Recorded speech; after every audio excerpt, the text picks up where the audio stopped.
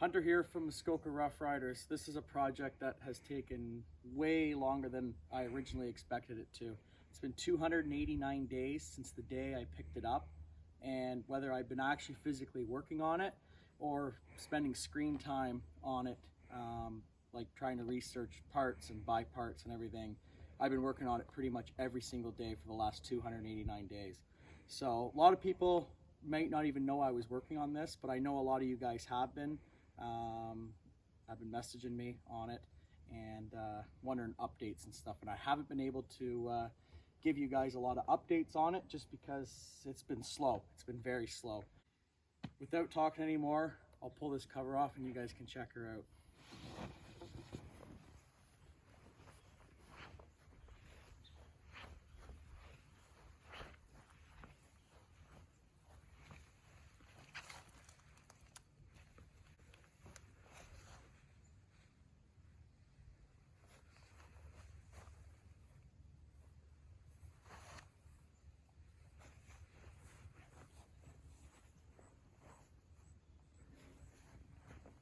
Okay, so here it is. It's a 1996 Yamaha Blaster. I had a lot of these growing up as a kid. I bought them, I sold them, I rode them. I had probably anywhere from 20 to 30 of them growing up, from when I was about 10, 11 years old till I kind of outgrew them around when I was 16, just because of the chassis size. They're a lot smaller, they're not a full-size quad.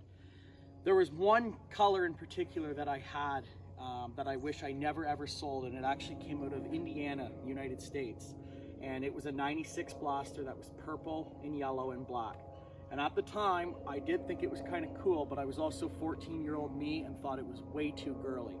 Sold it, and over the years, my addiction to buying and selling and collecting these old ATVs and dirt bikes, I've just always in my head wished the one thing I never sold was my 96 Blaster. And trying to find one that is mostly complete and in restorable condition is extremely hard. I bought this one out of Southern Ontario back in December of last year. It was sitting in a guy's barn and it was fairly complete. It had everything right that I needed to do with it as far as restoring it. The rims weren't totally bent up, the frame was straight, the engine cases weren't broken, just things like that, where over the years of restoring different machines, you kind of learn what to stay away from and what is in restorable condition.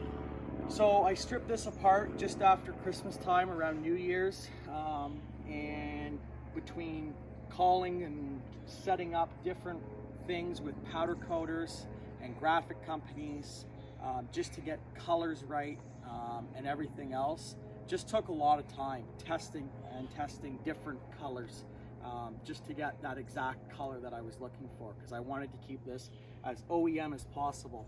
Trying to find some parts, that was the biggest challenge, was trying to find the parts that are no longer available, and having to search high and low over eBay and forums and dealerships and all these different collectors of across the country and world, really, that sometimes have some of these parts kicking around still.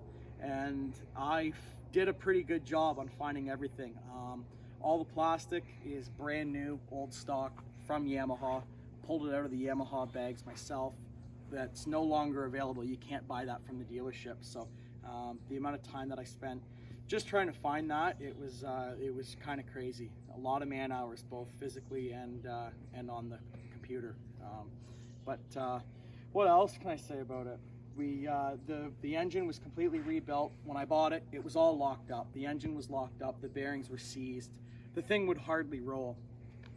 Turned out the crank was out of it, and it did lots of damage inside the motor, but it was fixable. So I had a good friend of mine rebuild my motor, all with OEM parts, and just in the meantime, when I was getting that done, I was replacing bearings, bushings, trying to find, again, the new old stock parts.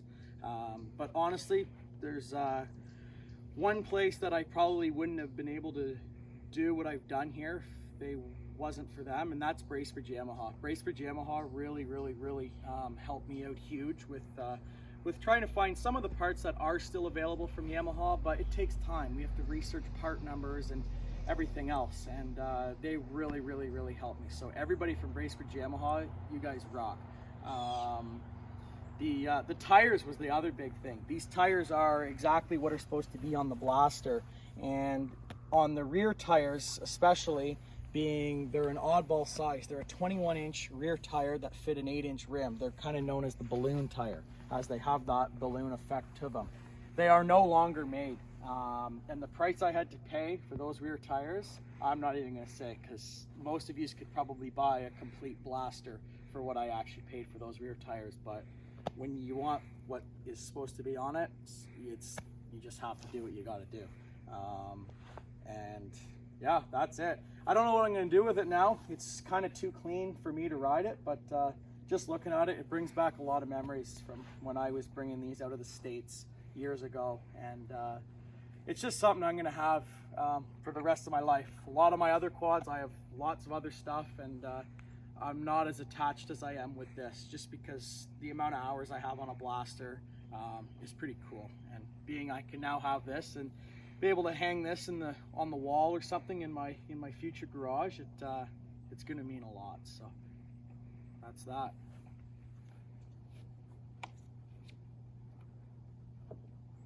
And yes, it does run. It doesn't just look pretty.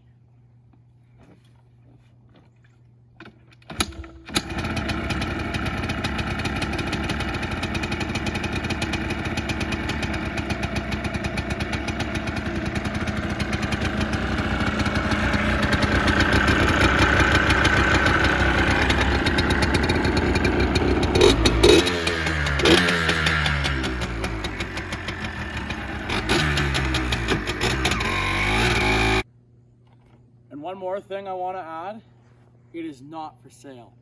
I've had enough people messaging me already that even know I have this 96 asking me if it's for sale, and my answer is no, and my answer is definitely no now. So unless you're bringing me about like $15,000 or $20,000, I might sell it. The only reason I might sell it is because I actually do have another 96 put away in storage, so might do a resto on that one too.